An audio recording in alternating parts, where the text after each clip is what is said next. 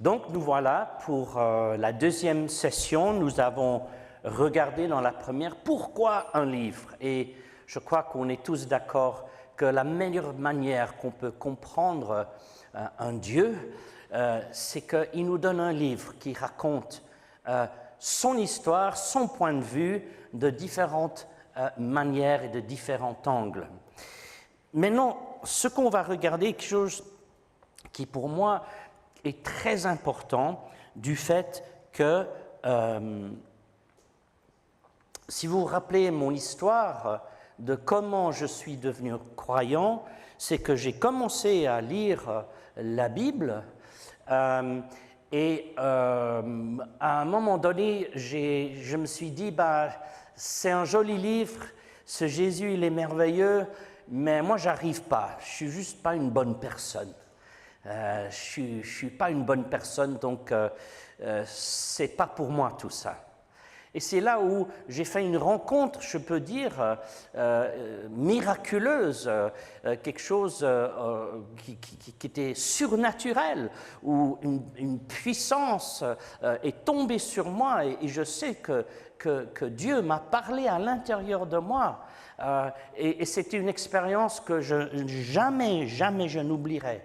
Mais pour moi, quand même, il était important que si j'allais croire en Dieu et suivre Dieu, je devais être vraiment convaincu, pas simplement dans une expérience que j'ai faite, qui touche mes sentiments, mes émotions, mais je devais aussi être convaincu ici, dans ma tête.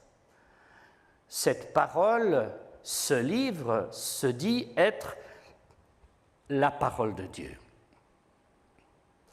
Et la première question qui m'est venue, mais c'est ce livre, il a été écrit des milliers d'années en arrière.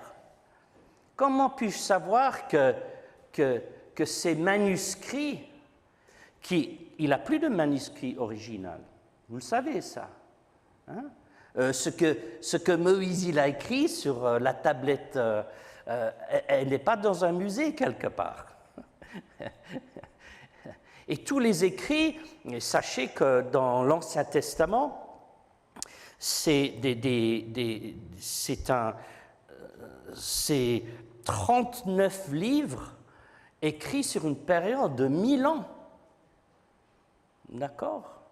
Et les manuscrits les plus jeunes qu'on a sont du IIe siècle avant Jésus-Christ. Alors je me dis, mais alors entre le moment que l'original a été écrit et ce qu'on a maintenant, comment est-ce qu'on peut savoir que c'est vraiment la même parole? Les écrits du Nouveau Testament, alors un peu plus facile, c'est écrit sur une période de 60 ans.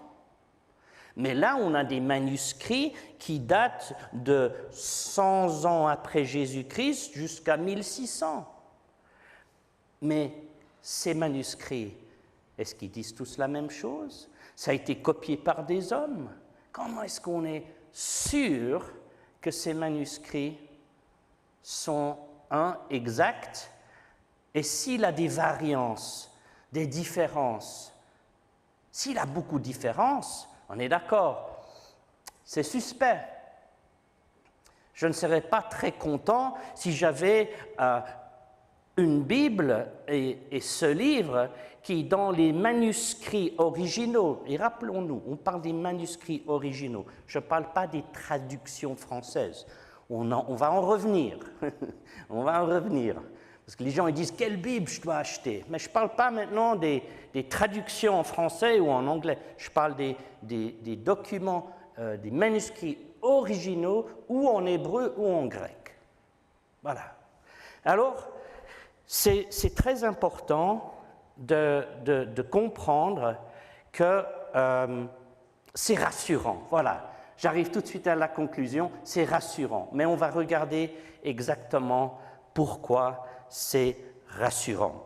Alors, j'aimerais, avant qu'on regarde un peu les chiffres, j'aimerais dire qu'il a eu à travers les dernières, facilement, je dirais, les dernières 400 ans, il y a eu des personnes qui ont passé, je dis, toute leur vie,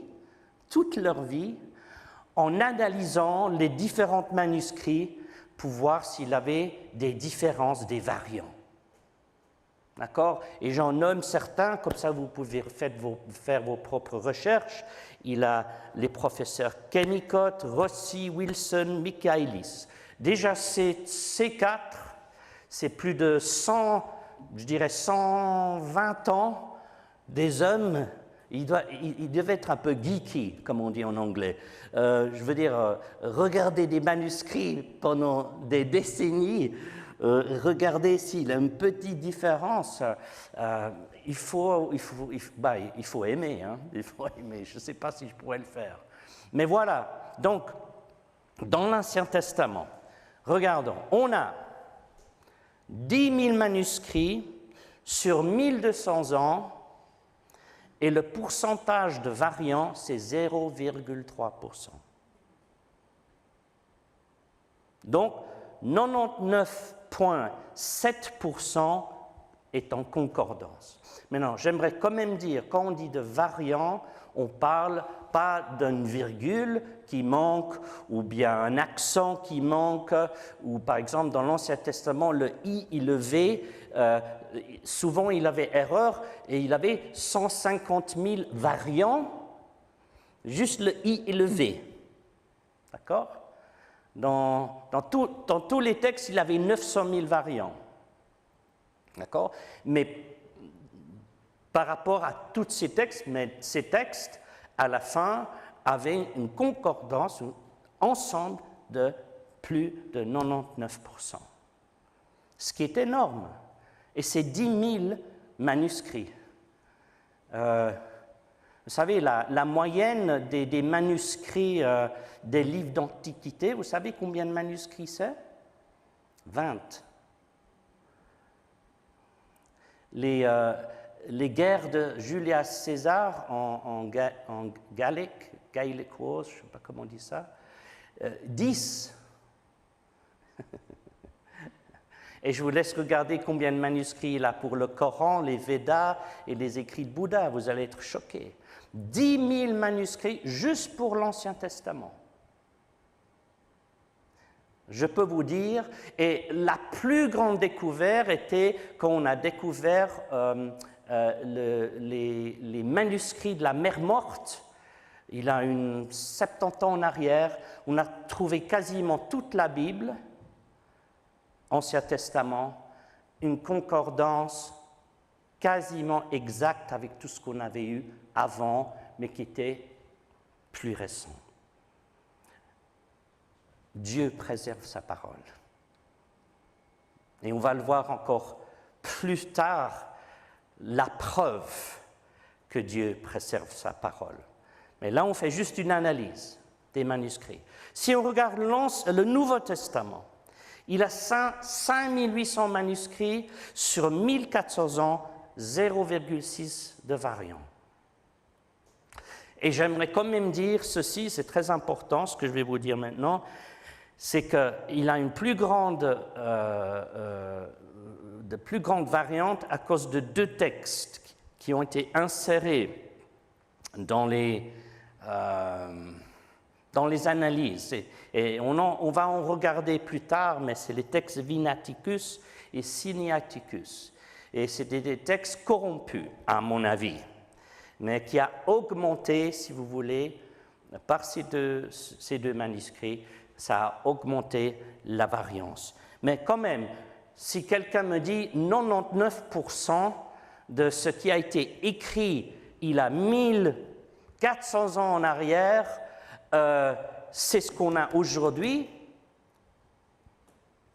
moi ça me va.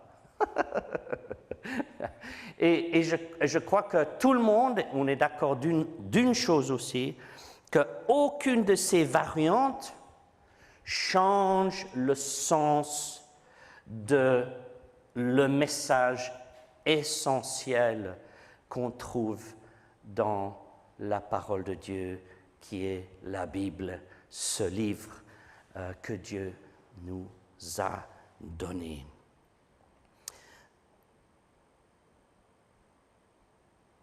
Et ça, c'est important.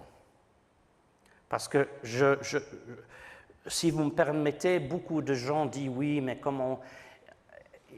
Très souvent, les gens qui mettent en doute les manuscrits qu'on a, disons-le, c'est des gens qui ne regardent peut-être pas les faits